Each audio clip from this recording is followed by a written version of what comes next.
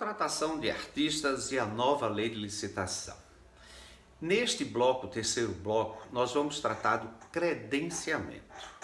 Credenciamento é a forma da política pública, eu digo que perfeita, porque ela oportuniza o artista, principalmente quando você quer promover fomento cultural. A fomentação da cultura, ela passa essencialmente pelo credenciamento. Por quê? Você pode contratar o artista por inexigibilidade, mas ele tem que ter regras específicas cumpridas. E existem artistas que ainda não possuem as condições específicas para contratação por inexigibilidade e não podem ser contratados pela administração pública e ficam à margem dos projetos culturais. É aí aonde na Lei 866/93 surgiu a interpretação dos credenciamentos com base no artigo 25, que proporcionava essa interpretação. Mas agora, o credenciamento ele vem com força total nesta nova lei. A Lei 14.133/2020 consolidou, registrou efetivamente aquilo que se praticava de forma interpretativa. Então o credenciamento ele vem definido no artigo 6º, em seu inciso 43, que é o processo administrativo de chamamento público. Veja que surge aí agora oficialmente o chamamento público para prestação de serviços, preenchidos os requisitos necessários para executar o objeto quando convocados. O credenciamento ele vai ser detalhado no artigo 78, como procedimento auxiliar das licitações e contratações. Ou seja, ele foi acolhido com base no artigo 29 da Lei 12.462/2011, que é o regime diferenciado de contratações públicas, o RDC. Surge aí o credenciamento, né? Já havia esse tipo de credenciamento na lei anterior, não na 866, havia na 12.462/2011, e ele foi acolhido agora como ato processual, procedimento auxiliar. E no parágrafo 1º, ele vem: os procedimentos auxiliares de que trata o caput deste artigo obedecerão a critérios claros e objetivos definidos em regulamento. Então lembre-se, na administração pública as coisas não podem ser feitas como eu acho, como eu quero, como eu penso. Ela tem que ter critérios, porque todas as pessoas precisam ter acesso. E os critérios restritivos, eles anulam qualquer ato administrativo. O credenciamento, ele surge específico na seção 2 do capítulo 10 dos instrumentos auxiliares. Isso tudo é novo, não havia na legislação anterior. No artigo 79, poderá ser usado para contratações. 1. Paralela e não excludente. Vejam o que a gente extrai daqui. Nada que exclua é legal. Eu tenho que dar critérios para todos. Então ele tem que ser viável e vantajoso. Contratações simultâneas em condições padronizadas. Eu posso fazer um credenciamento. Quando eu vou ter várias ações, preciso contratar vários artistas e eu faço um credenciamento com essa viabilidade e vantajosidade para a administração pública. O inciso 2 diz com seleção a critério de terceiros. Eu posso fazer um credenciamento para determinados artistas e que eles façam a seleção de terceiros. Isso não era possível na 866. Então aqui eu posso contratar um artista e de vez fazer a contratação da banda completa, vai ficar ao encargo dele, exemplo do músico, para que ele contrate sobre sua responsabilidade e direitos contratuais, trabalhistas e previdenciários, a sua banda, os músicos que vão lhe acompanhar. Eu posso fazer um procedimento com isso. Agora, é preciso cautela. Preciso cautela porque o artista ele pode ser usado por maus gestores públicos em quererem transformar isso em uma forma de subcontratação. E você, artista, já sabe, viu em capítulos anteriores a sua responsabilidade em dolo, erro grosseiro. Sabe que vai responder se houver fraude. Então, muita cautela.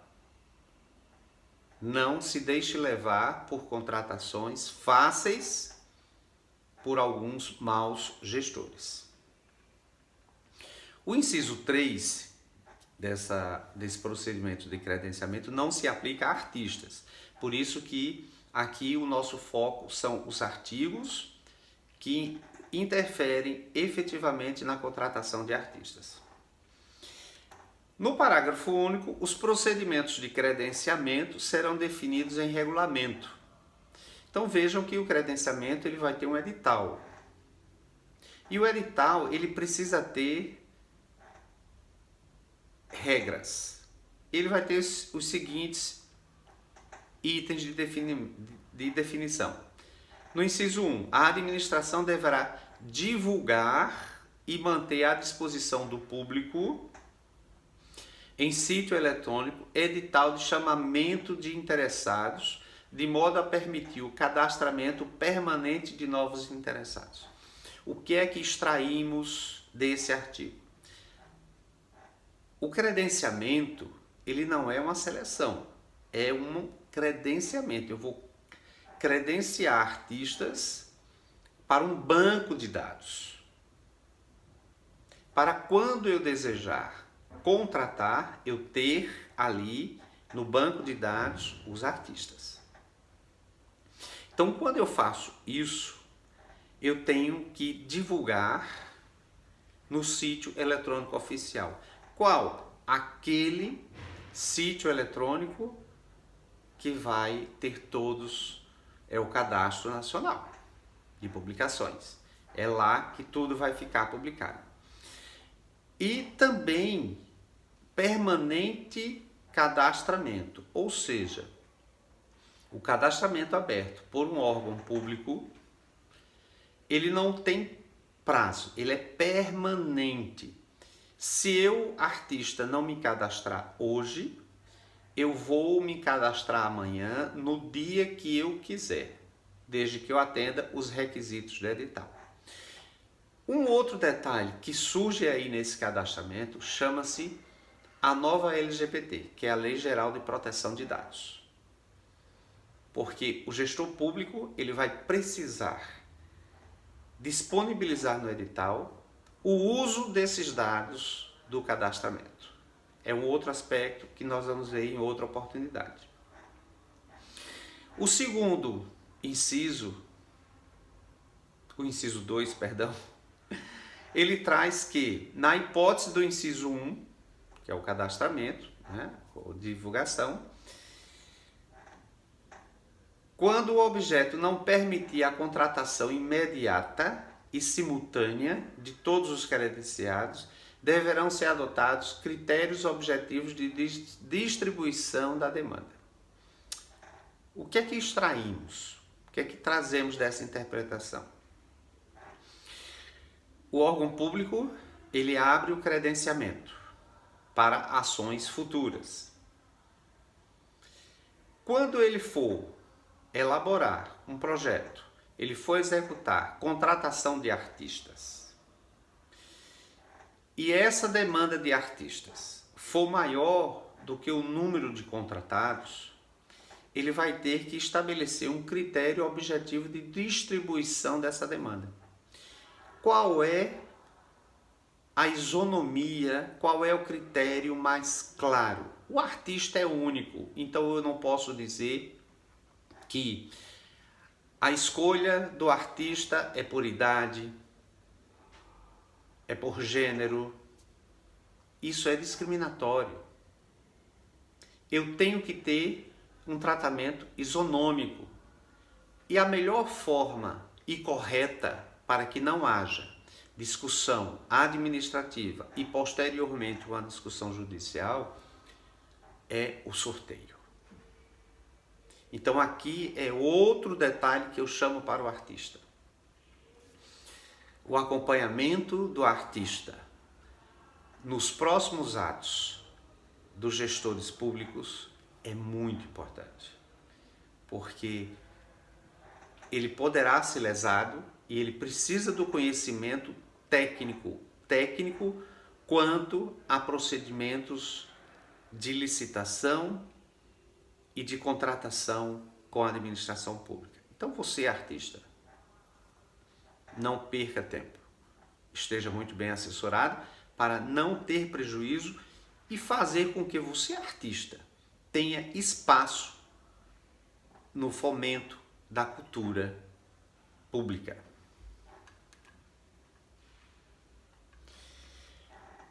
O inciso 3, que é outro regramento que tem que estar no edital de chamamento do interessado, deverá prever as condições padronizadas de contratação.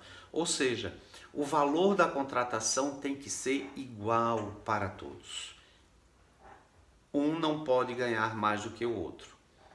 Então, quando houver uma divergência de valores, isso tem que estar muito bem especificado, qualificado expressamente por que a divergência de valores. No inciso 4, na hipótese do inciso 3, que é a questão dos valores, as cotações de mercado é um outro detalhe que precisa ser observado pelo artista.